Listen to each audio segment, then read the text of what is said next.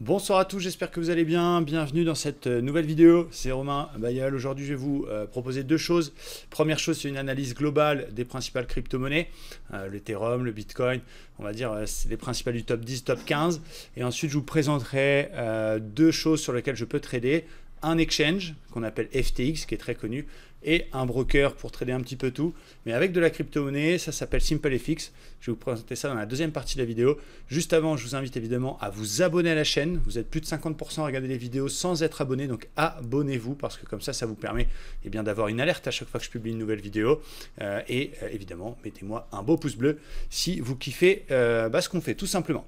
On va commencer par donc les crypto-monnaies. On va commencer par le boss, le Bitcoin. Je vais vous donner un petit peu mon avis technique sur le boss. Donc le dernier call entre guillemets que je vous ai donné, c'est 10 400, c'était bien. Nous on a rechargé évidemment sur les 8000, on a rechargé aussi à 4000 sur la divergence haussière, ça fait plaisir. Je les ai évidemment tous gardés, j'ai jamais vendu un seul Bitcoin depuis que j'ai mes premiers Bitcoins. Là on se pose la question, est-ce que ça va corriger, est-ce que ça va revenir sur les 13 000, est-ce qu'au contraire il faut acheter maintenant? J'avais déjà proposé ça il y a quelques semaines sur la chaîne YouTube. D'abord effectivement en tant qu'investisseur, si vous avez envie de vous intéresser aux crypto-monnaies, on est sur des niveaux qui ne sont pas forcément les plus adaptés en termes de timing, je pense, pour rentrer. Il faut attendre ou une conso ou une cassure des plus hauts. Mais voilà, jusqu'où on peut consolider. Aujourd'hui, on perd encore 1%. Il attaque cette zone. Alors, on va regarder déjà en hebdomadaire, graphiquement parlant. Le but n'est pas de donner une conviction, c'est de faire un constat technique sur le BTC. Donc évidemment, la tendance, elle est très haussière. On est revenu au contact des plus hauts historique du Bitcoin qui était en 2017, décembre 2017, il y a exactement 3 ans. Cette zone 19 000, je parle en clôture, je ne parle pas de l'extrême pratiquement à 20 000, je parle de la clôture. On a quand même fait, il faut le noter, la semaine dernière, une clôture historique. Donc c'est la première fois en hebdomadaire qu'on clôturait aussi haut. Bien entendu, c'est une zone propice à des prises de bénéfices. Tout le monde n'a pas acheté de Bitcoin à 20 000. Il y a certaines grosses mains qui ont acheté du Bitcoin beaucoup plus bas et qui naturellement, ça c'est l'analyse technique, le marché a une mémoire, sur un précédent top qui en plus est le record historique, il est logique qu'il y ait quelques prises de bénéfices. Donc il y a peut-être des news aussi qui expliquent la consolidation cette semaine. Attention, on fait presque un avalement. La semaine n'est pas clôturée puisque c'est 7 jours sur 7. Mais attention à ça. Beaucoup pensent qu'on peut avoir une consolidation. Pour l'instant, ça ne le montre pas forcément. Il ne faut pas confondre les espoirs parce qu'on a raté le train et la réalité technique. Pour l'instant, on a un début de quelque chose, effectivement, c'est prudence. Si vous avez beaucoup de Bitcoin, surveillez ces niveaux-là et peut-être passez-en une partie en stablecoin de façon à sécuriser vos profits. Je m'explique, quelqu'un qui a acheté par exemple 3 Bitcoins à 10 000 $, admettons. Aujourd'hui, on est à 18 000, il a donc 3 x 8, 24 et 2, 3, il a 54 000 $. Ce qu'il peut faire, c'est passer la moitié de ça en USDT. Comme ça, s'il y a une correction, lorsque la correction prendra fin, encore faudra-t-il la détecter, il passera ses stablecoins USDT par exemple de nouveau en Bitcoin, et donc ça lui en fera pas 3 mais plus. Et évidemment, il protège une partie de sa plus-value. Mais comme ça, si ça continue à monter, s'il y a juste une petite pause dans ce mouvement, il est encore dedans avec une partie, et ça ne lui empêche pas de racheter les USDT en Bitcoin, de repasser, de switcher si jamais on casse. Donc là, en hebdo, ce que je peux constater, c'est que c'est très haussier. On est en extrême surachat. Ça ne veut pas dire grand-chose, parce que regardez, avant les 20 000, on avait déjà été en surachat alors qu'on n'était qu'à 7 400. Donc le RSI, moi, je l'utilise vraiment que pour les divergences, pas pour autre chose. Il n'y a pas encore de gros signal. Cela dit, dimanche, si on clôture avec un avalement baissier, là, effectivement, ça craint un petit peu plus. En journalier, alors, il y a une espèce de divergence sur le RSI, mais avec un bruit beaucoup trop bas qui n'est pas dans nos critères. On a un espèce également de double top avec une ligne de coup qui est un petit peu plus bas, qui est autour des 17 200 points. C'est le dernier rempart. Entre guillemets, c'est la zone qu'il ne faut pas casser lors de cette consolidation. Ça veut dire que si on casse cette ligne de coup, je pense qu'on puisse aller chercher une zone ici 13 200. Ce qui serait un superbe point d'entrée. C'est quoi 13 200? C'est une zone de polarité qui avait été résistance en juin 2019 et justement un support qu'on est en train de construire qui prend le plus bas de mars, donc autour des 5000, 4008, qui passe par octobre avant l'accélération et qui pourrait donc nous faire un troisième point de contact éventuellement. Donc ça, c'est une superbe zone sur laquelle on pourrait aller si malheureusement pour les acheteurs, on casse ce double top et cette ligne de coup à 17 200, 17 100. Donc ça, il faut surveiller dans une approche swing trading ce niveau-là. Tant qu'on ne casse pas ça, on est dans une petite consolidation et il n'y a pas vraiment de gros danger. Si je zoome un peu en 4 heures, c'est un peu plus sport, j'ai envie de dire. Évidemment, plus on va zoomer d'unités de temps, plus on va voir de choses. On a un support plus court terme, hein, pas le long terme daily que je vous ai montré, mais le plus court terme qui cadre toute la hausse court terme, toute l'accélération depuis octobre. Celui-là, il a été pété. On a déjà fait une première attaque, c'était mercredi, on a finalement sauvé. Regardez, on est venu faire un pullback sur le double top, très intéressant ici, 4 heures, que certains membres de notre communauté ont travaillé. Double top, mais presque triple top. On casse, on pullback en rebondissant sur le support et boum, finalement, on défonce tout. Donc, on a cassé ce support. Pourquoi moi, j'ai pas encore switché et pourquoi j'ai pas shorté? Vous savez que je travaille aussi avec Binance Future pour me faire des petits allers-retours pour un petit peu gambler. Parce que, regardez la grosse bougie 4 heures qu'on a quand même. On a une belle bougie avec du beau volume sur la bougie aujourd'hui de 4 heures, donc qui montre quand même que sur ces niveaux-là, autour de 18 000 $ pour l'instant, pardon pour mon micro, pour l'instant il y a encore des achats. J'aurais fait ça, j'aurais switché, si cette bougie 4 heures, elle était juste venue faire un pullback, regardez, on a cassé le plus bas, on casse ce support, on pullback et non, on réintègre. Donc c'est pas très clair. Pour moi, mon dernier rempart, c'est les 17 000, c'est le double top daily. Il ne faut pas qu'on pète ce double top daily. Tant qu'on ne pète pas ce double top daily, on peut serrer les fesses si je puis me permettre. On peut venir corriger jusqu'à ce niveau-là. C'est ce qu'il ne faut vraiment pas casser. C'est ce qui va faire en sorte que je vais switcher en USDT. Encore une fois, même si tu n'as qu'un Bitcoin, par exemple, peu importe à quel prix tu l'as acheté, il est à 17 000, tu le vends, t'encaisses tes 17 000 en USDT. S'il revient à 13 000, tu remets tes 17 000 dans le marché, tu pourras acheter 1,3, je fais rapidement pour le calcul, BTC. Tu vois. Donc c'est comme ça que tu vas accumuler aussi des quantités. Donc voilà pour le BTC. Donc forcément, ça entraîne la correction du jour, entraîne les autres crypto-monnaies à la baisse, puisque c'est le boss, 70% des volumes, si je ne dis pas de bêtises, sont concentrés sur le Bitcoin. Donc on a l'Ethereum, par exemple, qui a buté sur sa zone 600 $ plusieurs fois. On peut regarder les hebdomadaires, on est loin du top précédent, il y a une très belle accélération, c'est très haussier, il n'y a pas vraiment de gros signal de retournement. Si on regarde en hebdo, on a une superbe zone très intéressante à 430 que j'attends avec plaisir si jamais on a cette consolidation. Par exemple, si on revient sur 430 ici, là c'est un top point d'entrée, c'est un truc que je surveille avec attention. Donc là, on fait pareil, une sorte d'avalement hebdo. En daily, on a le même double top, donc pareil avec cette zone. Donc elle est plus tout à fait identique en daily. Donc celui qui veut faire du moyen terme, il va plutôt regarder. Alors j'essaie de, hop, voilà, je trouve la petite corbeille. Il va vraiment prendre cette zone-là, plus que la zone que je vous ai montré en hebdo. Voilà, et donc c'est une zone intéressante qu'on surveille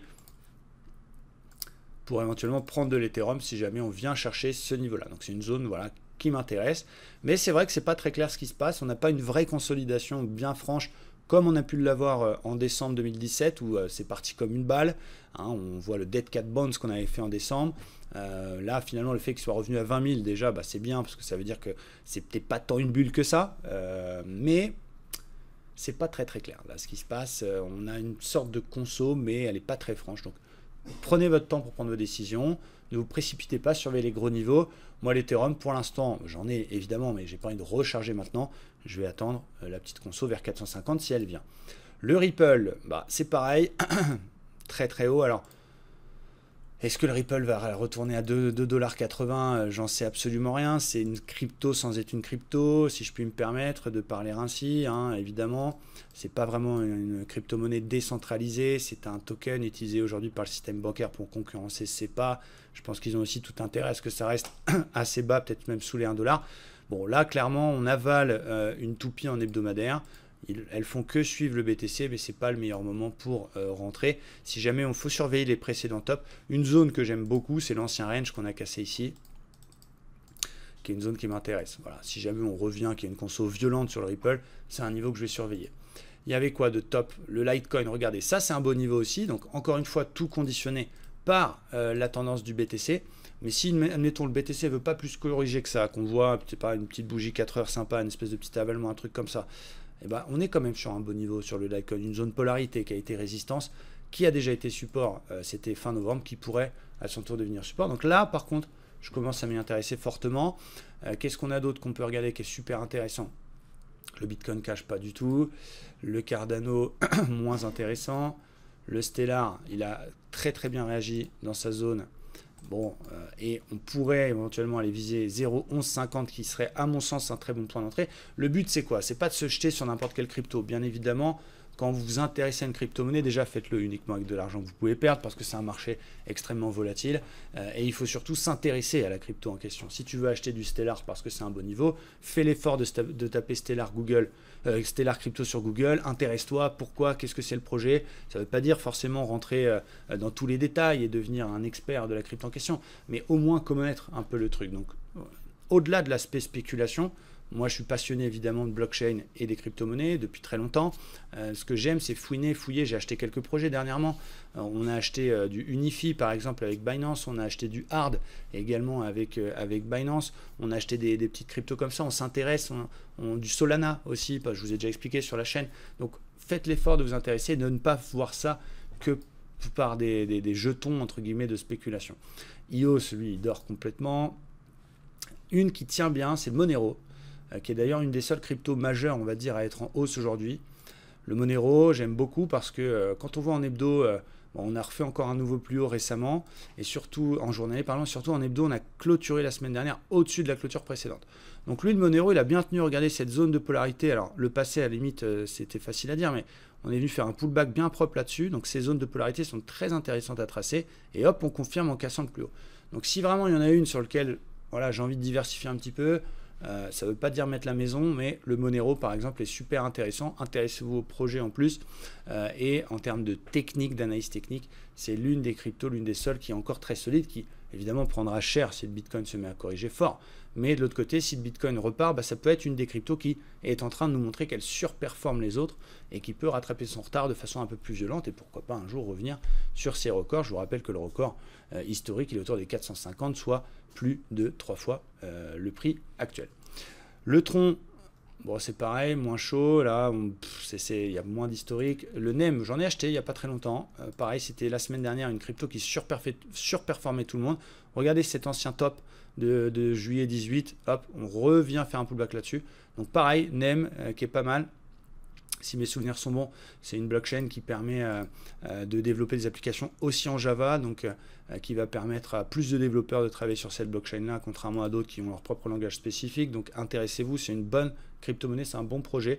Là, on est sur un niveau polarité, ça vaut 18 centimes, c'est plutôt pas mal. Et pour terminer, le Tezos, qui est très très calme, qui a 2 doigts de casser ses plus bas. Donc pour résumer, attention à cet avalement sur le Bitcoin, c'est le Bitcoin qui décide de la tendance globale des crypto-monnaies. Il y en a 2 qui surperforment, le NEM et le Monero, qui sont peut-être intéressantes pour diversifier.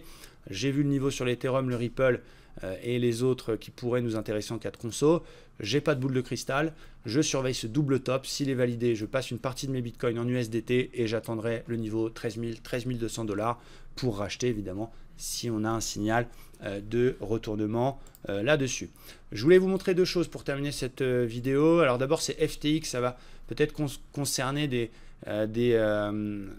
gens qui ont déjà de bonnes connaissances. Vous avez pas mal de choses, vous avez les contrats futurs sur les cryptos, vous avez des actions avec des contrats à terme et des perpétuels. Vous n'avez pas beaucoup d'actions pour l'instant, mais vous avez du Tesla, vous avez quelques actions américaines, du Google, du Facebook, Alibaba, Amazon, Nvidia, toutes ces actions-là. Donc c'est intéressant, vous pouvez directement trader avec vos cryptos des actions, donc il n'y en a pas encore beaucoup.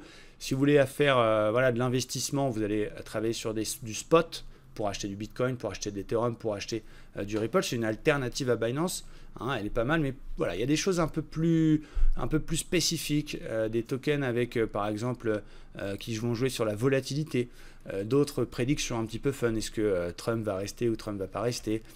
Vous allez pouvoir travailler pas mal de petites choses. Alors ça concerne déjà les gens qui ont déjà de bonnes connaissances sur les exchanges. Débutez pas par là parce que ça va être quand même un peu complexe. Cela dit, voilà, c'est intéressant parce que notamment jusqu'à fin 2020, vous n'avez pas de frais là-dessus. Bon, ça concerne quand même un public déjà très avisé parce que c'est pas évident, tous les termes, etc. Donc ne commencez pas par ce genre d'exchange. Mais pour ceux qui ont déjà de bonnes bases, je vous invite à vous rapprocher d'FTX. Les frais sont très très bas et c'est super intéressant. Et pour ceux qui cherchent une alternative à un broker, par exemple, qui ont un petit capital, moi, vous savez, vous connaissez mon point de vue entre les CFD et les futurs. Bien évidemment, dans la mesure du possible, il faut travailler sur du futur quand son capital le permet, mais démarrer par le futur ou faire du futur avec un petit capital, c'est quand même plutôt compliqué, plutôt ridicule. Il y a, voilà, en ce moment, il y a beaucoup de changements au niveau des brokers CFD parce que, à cause du Brexit, il y a beaucoup de brokers qui changent leur régulation. Il y a FXM qui va aller à Chypre, par exemple. Il y en a d'autres qui vont choisir le Luxembourg, l'Allemagne. Enfin, ça bouge un petit peu. Je me suis laissé entendre dire que les CFD, ça allait bientôt, peut-être, comme en France, comme en Belgique, pardon, avoir encore plus de régulation. Donc ça, pourquoi pas, c'est plutôt une bonne chose, ça va faire le ménage là-dedans. Moi, ça m'arrive de trader sur SimpleFX. Je vous le présente parce que c'est quand même plutôt bien. Pourquoi je trade sur SimpleFX aussi? Parce que d'abord, c'est un broker sur lequel tu peux déposer en crypto-monnaie.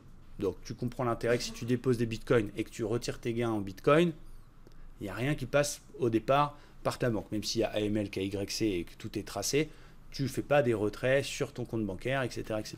Je vous laisse en déduire pourquoi c'est intéressant. Ensuite, tu as beaucoup d'actifs. Tu as les cryptos, même si les cryptos, je vous déconseille de les trader là-dessus. Tu as le Forex, tu as les indices et tu as les actions. Tu as des actions allemandes, tu as des actions japonaises, tu as des actions françaises, tu as des actions américaines, des actions anglaises. Enfin, tu as déjà un bon paquet d'actions. Et sur les indices, ce qui est très intéressant, tu regardes le DAX, on est à même pas un point de spread. Donc ça, c'est plutôt cool. C'est un broker CFD bien évidemment, mais qui utilise la technologie TradingView pour ses graphiques. Ça prend 3 secondes pour s'inscrire, comme c'est de la crypto-monnaie, c'est un petit peu plus souple en termes de registration. Excusez-moi mon accent, mais pour s'inscrire, donc c'est plus léger. Les dépôts, les retraits sont quasiment immédiats puisque c'est de la crypto-monnaie. Tu peux aussi déposer, si tu veux vraiment déposer des euros, tu peux déposer avec Neteller, avec Skrill, si vraiment tu as envie. Mais tu peux déposer du Bitcoin, tu peux déposer du Dash, de l'Ethereum classique, etc. Et ce qui est cool, moi j'ai mis 0,1 Bitcoin. Hein, je vous le dis, on avait déjà fait des essais avec Marc à l'époque où on travaillait encore en collaboration il y a quelques années sur SimpleFX. On avait transféré un Bitcoin, retiré un Bitcoin et on a déjà, moi et des abonnés qui traînent dessus, c'est safe. Cela dit, je me suis dit, c'est le broker que je vais utiliser un petit peu pour gambler. Hein, d'accord, je vais être transparent avec vous. C'est ce que je conseille, j'en ai déjà parlé dans plusieurs vidéos, d'avoir votre broker ou vos deux brokers traditionnels sur lesquels vous êtes extrêmement respectueux de votre money management, etc. Et pourquoi pas d'avoir un broker à côté sur lequel vous faites un petit peu de gambling, il faut l'assumer, sur lequel voilà, vous vous permettez quelques plus petites libertés. Ça ne veut pas dire pas mettre de stop, ça ne veut pas dire de faire des all-in, mais sur lequel voilà, vous mettez un petit capital et puis vous pouvez vous amuser. Donc c'est pour ça que j'ai mis que 0,1 Bitcoin. Et bon, là aujourd'hui, vous voyez, j'ai fait 439 € sur du scalping sur le Dow Jones. Donc c'est plutôt cool. Cela dit, ça me gênait, c'est parce que à la base, la plateforme, je vais vous montrer, à la base, le calcul se fait en Bitcoin. Je vais vous montrer, je vais vous remettre comme c'est au départ. Vu que tu déposais des BTC, tu as des BTC, donc on voit ici que j'ai 0,13 BTC en bas. Et du coup, quand je voulais acheter un DO, c'était toujours, il fallait faire le calcul. C'est-à-dire que tu dois savoir qu'un contrat sur le DO égale 1 $ du point. Mais du coup, ça fait 0,00056 BTC. Donc, il faut faire copier, aller sur Google, euro BTC, faire coller. Hein, quand tu travailles du Forex et tout, c'est pas évident. Donc, ça, c'était le petit truc qui me gênait pour avant d'en parler, parce que je me suis dit, les gens, ils vont peut-être se perdre d'un zéro, et puis ça peut être catastrophique. Cela dit, j'ai découvert que sur la plateforme, ce qui est cool, c'est qu'on peut la mettre en euros, même si tu as déposé des BTC. Donc ça, c'est plutôt cool, parce que du coup, si tu veux acheter du Forex, par exemple, on va prendre l'euro-dollar pour vous montrer.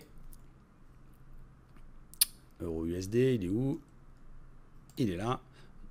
Ouvrir le graphique. Donc déjà, tu vois au niveau du spread qu'on est à 1 pips, donc c'est plutôt cool. Et du coup, tu vois, tu passes un ordre, clic droit, passer un ordre. Ok, un contrat, tu es à 1 € un peu moins, on va dire 1 $ du pips. Donc ça va tout de suite, tu vois tout de suite ta perte acceptée.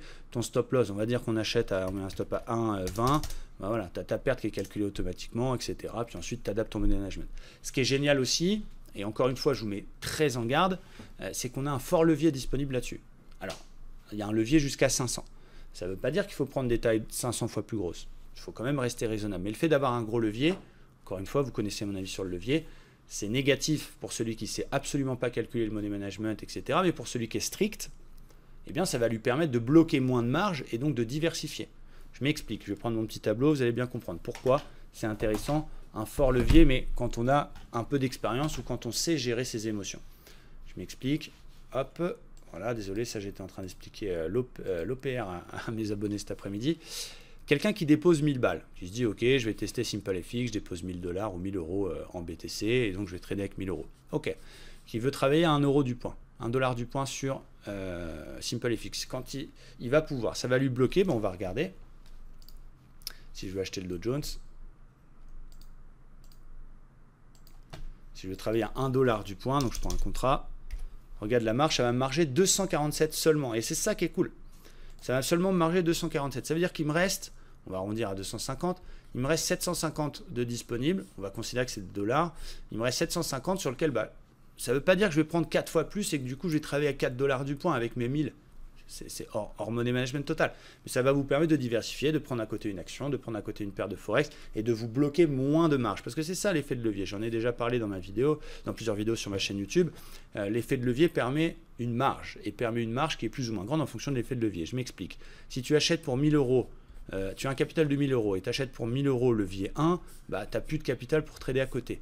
Si tu as un levier 2, donc le broker il va te marger 500, donc il te reste 500. Si tu as un levier 10, il va te marger 100.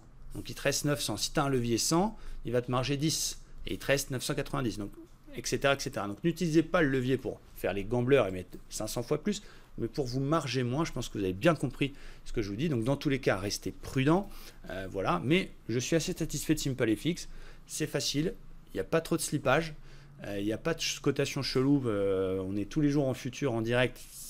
Très ressemblant. Ça utilise la technologie TradingView pour les graphiques, c'est assez simple et puis surtout vous déposez, vous retirez en Bitcoin et ça c'est vraiment génial puisque ça permet déjà de recevoir ces fonds très rapidement, quasiment instantanément et surtout de ne pas forcément avoir besoin de repasser par son compte bancaire. Voilà, imaginez vos bénéfices de votre trading sur SimpleFX, pourquoi pas le basculer sur WireX et puis utiliser votre carte WireX pour dépenser vos gains, par exemple.